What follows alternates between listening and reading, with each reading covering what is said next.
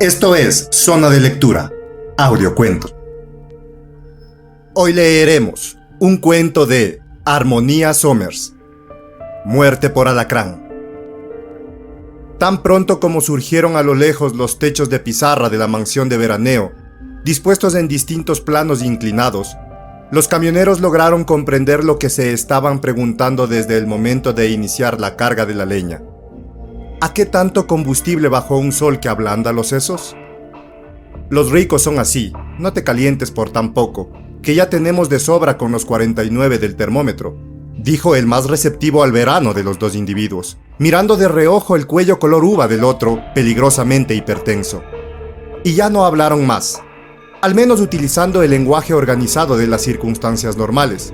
Tanto viaje compartido había acabado por quitarles el tema, aunque no las sensaciones comunes que lo hacían de cuando en cuando vomitar alguna palabrota en código de tipo al volante, y recibir la que venía de la otra dirección como un lenguaje de banderas, y cuidarse mutuamente con respecto al sueño que produce entre los ojos la raya blanca, y sacar por turno la botella, mirando sin importársele nada la cortina de vidrio movedizo que se va hendiendo contra el sol para meterse en otra nueva, y desviar un poco las ruedas hasta aplastar la víbora atravesada en el camino, alegrándose luego de ese mismo modo con cualquier contravención a los ingenuos carteles ruteros, como si hubiese que dictar al revés todas aquellas advertencias a fin de que, por el placer de contradecirlas, ellos se condujeran alguna vez rectamente, hasta que las chimeneas que emergían como tiesos soldados de guardia en las alturas de un fuerte les vinieron a dar las explicaciones del caso.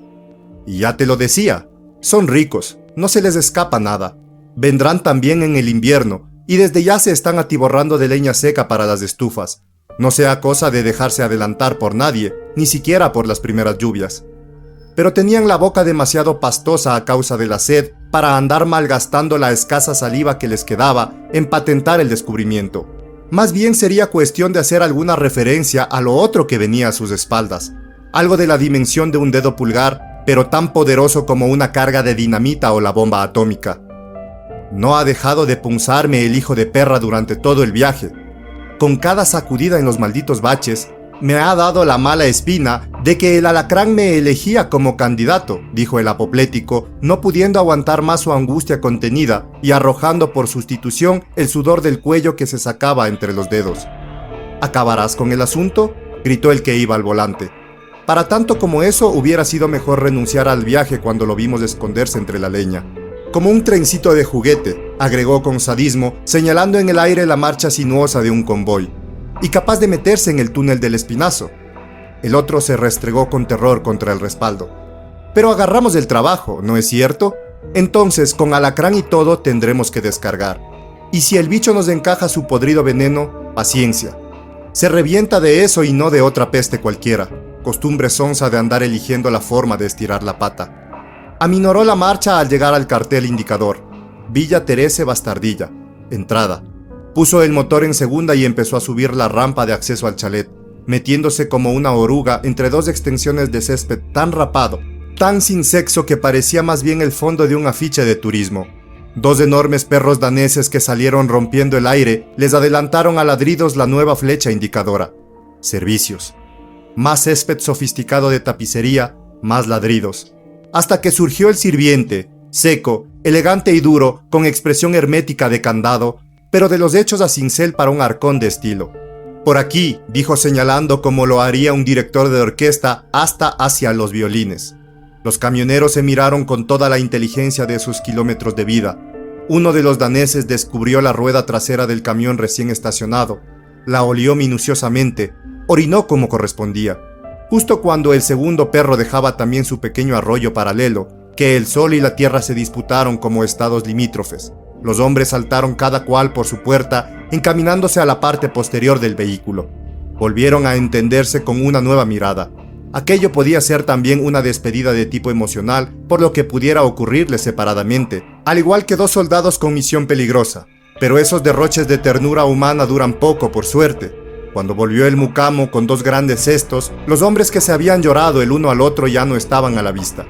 El par de camioneros vulgares le arrebató los canastos de las manos, siempre mandándole aquellas miradas irónicas que iban desde sus zapatos lustrados a su pechera blanca. Luego uno de ellos maniobró con la volcadora y el río de troncos empezó a deslizarse. Fue el comienzo de la descarga del terror. Del clima solar del jardín al ambiente de cofre de ébano de adentro y viceversa. Y siempre con el posible alacrán en las espaldas. Varias idas y venidas a la leñera de la cocina, donde una mujer gorda y mansa como una vaca les dio a beber agua helada con limón y les permitió lavarse la cara. Luego, a cada uno de los depósitos pertenecientes a los hogares de las habitaciones. No había nadie a la vista. Nunca parece haber nadie en estas mansiones, ¿te has dado cuenta? Hasta que después de alojar la última astilla, salieron definitivamente de aquel palacio de las 1001 noches sin haberlo gozado como era debido, pero festejando algo más grande, una especie de resurrección que siempre provocará ese nuevo insensato amor a la vida. Era linda, a pesar de todo. Qué muebles bárbaros, qué alfombras, si hasta me parecía estar soñando entre todo aquello. Cómo viven estos, cómo se lo disfrutan todo a puerta cerrada los hijos de puta. El mucamo volvió sin los canastos, pero con una billetera en la mano. Le manotearon el dinero que les alargaba y treparon como delincuentes a la cabina. Ya se alejaban maniobrando a todo ruido, siempre asaltados por los perros en pleito por sus meaderos, cuando uno de los tipos, envanecido por la victoria íntima que solo su compañero hubiera podido compartir, empezó a hacer sonar la bocina al tiempo que gritaba: Don, convendría decirle a los señores cuando vuelvan que pongan con cuidado el traste en los sillones. Hay algo de contrabando en la casa, un alacrán así de grande que se vino entre las astillas. Eso es un cocodrilo viejo, agregó el del volante largándose a reír y echando mano a la botella. Fue cuando el camión terminó de circunvalar la finca que el hombre que había quedado en tierra pudo captar el contenido del mensaje.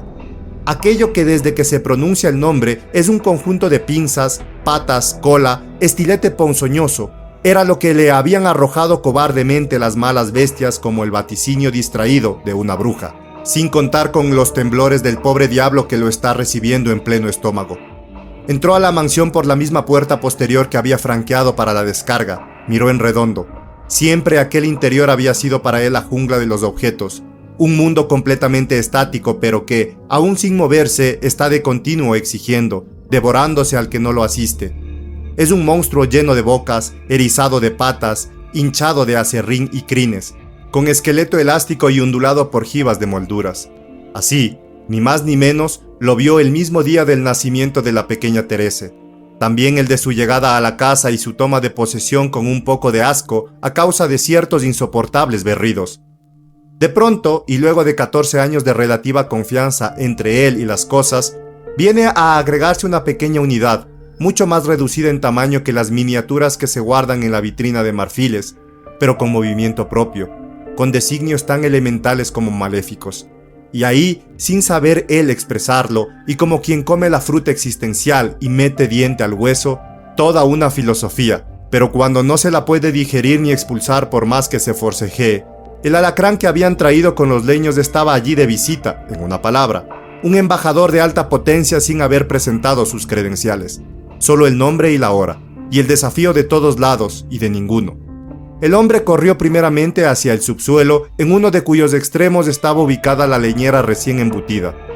La mujer subterránea, a pesar de construir el único elemento humano de aquella soledad, tenía una cara apacible, tan sin alcance comunicativo que con solo mirársela bastaba para renunciar a pedirle auxilio por nada. ¿Qué ha ocurrido, Felipe? ¿Por qué baja a esta hora? ¿Los señores ya de vuelta?, dijo con un acento provinciano, refregándose en el delantal las manos enharinadas. No, Marta, regresarán a las 5 para el té. Solo quería un poco de jugo de frutas, contestó él desvaídamente, echando una mirada al suelo donde habían quedado desparramadas algunas cortezas. La mujer de la cara vacuna, que interpretó el gesto como una inspección ocular, fue en busca de una escoba, amontonó los restos con humildad de inferior jerárquico. Mientras se agachaba para recogerlos, él la miró a través del líquido del vaso. Buena, pensó, parecida a ese tipo de pan caliente con que uno quisiera mejorar la dieta en el invierno, aunque le falte un poco de sal y al que lo hizo se le haya ido la mano en la levadura. Ya iba a imaginar todo lo demás, algo que vislumbrando a través de un vaso de jugo de frutas toma una colocación especial, cuando el pensamiento que lo había arrojado escaleras abajo empezó a pincharle todo el cuerpo, igual que si pelo a pelo se le transformase en alfileres. Largó de pronto el vaso, Tomó una zarpa de rastrear el jardín que había colgado junto a la puerta de la leñera y empezó a sacar las astillas hacia el centro de la cocina como un perro que hace un pozo en busca del hueso enterrado.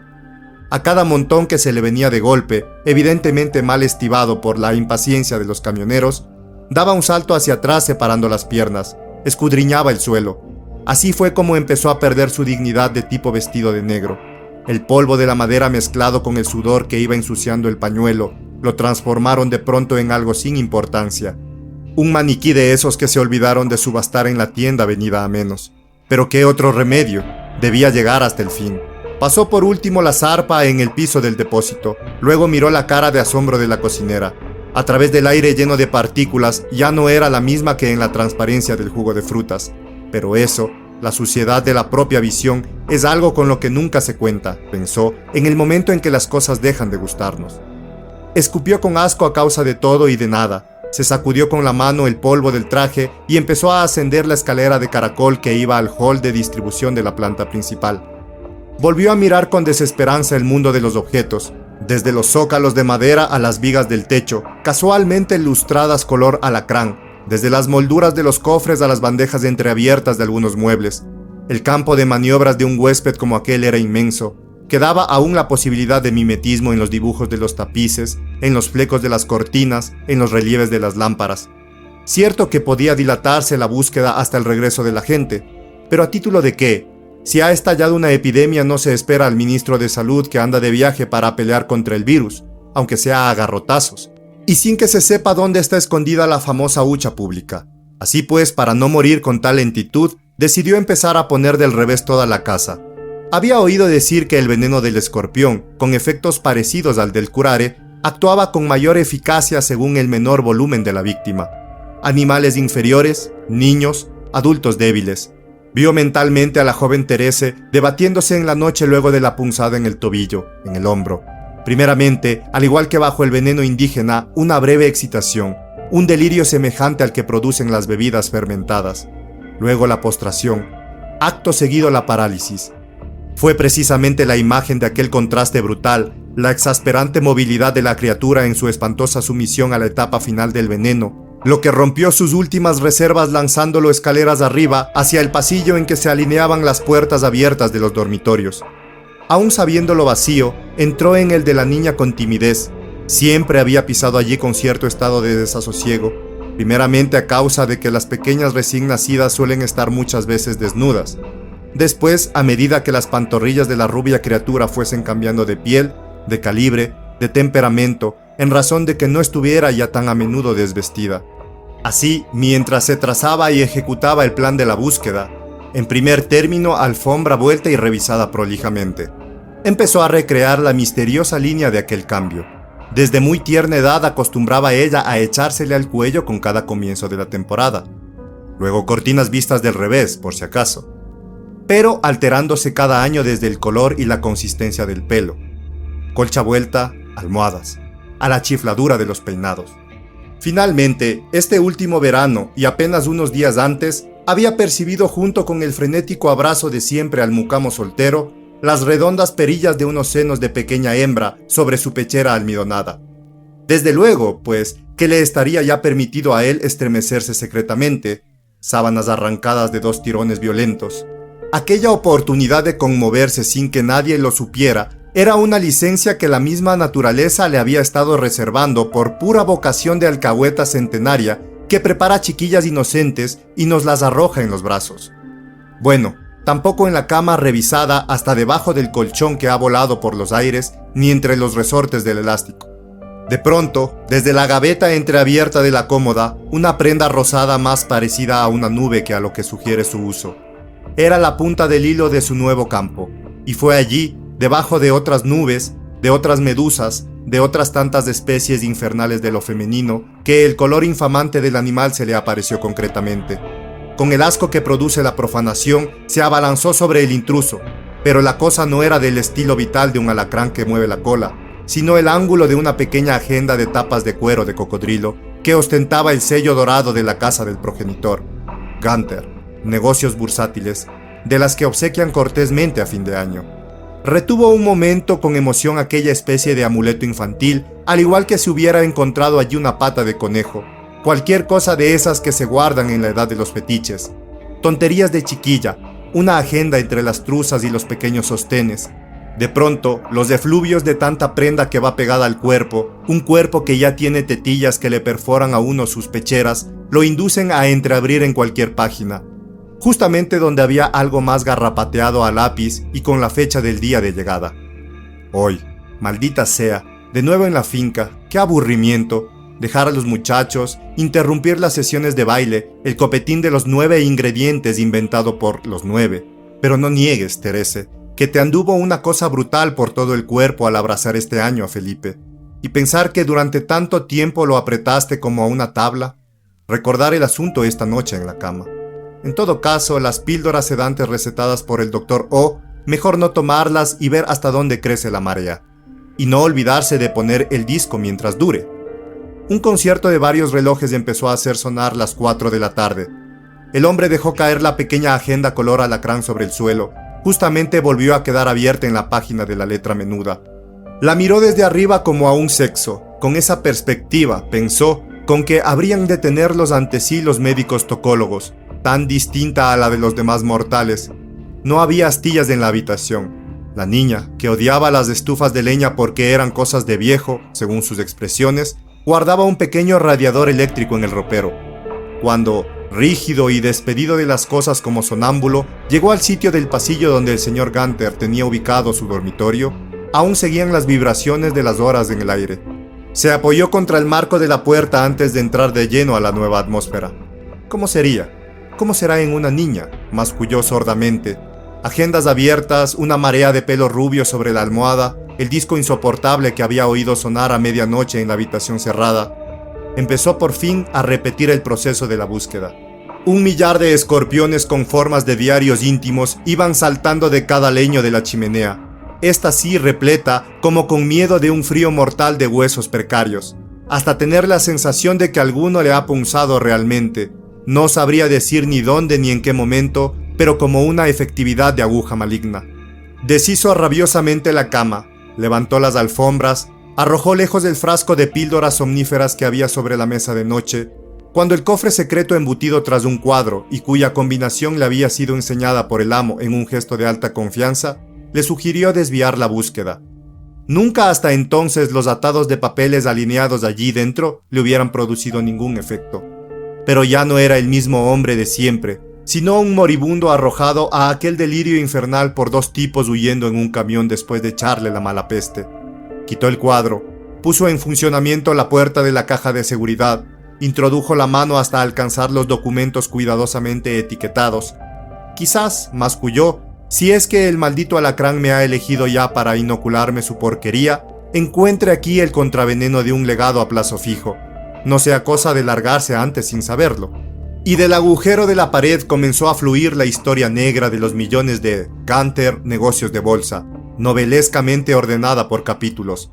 El capítulo del robo disfrazado de valores ficticios, la mentira de los pizarrones hinchados de posibilidades, el globo que estalla por la inflación provocada artificiosamente, los balances apócrifos, la ocultación de bienes, la utilización en beneficio propio de fondos que le fueran confiados con determinado destino, los supuestos gastos o pérdidas en perjuicio de sus clientes, las maniobras dolosas para crear subas o bajas en los valores, el agio en sus más canallescas formas, y todo ello reconocido y aceptado cínicamente en acotaciones al margen, como si el verdadero placer final fuera el delito, una especie de apuesta sucia jugada ante sí mismo. El hombre leyó nítidamente en uno de los últimos rótulos: proceso, bancarrota y suicidio de M.H.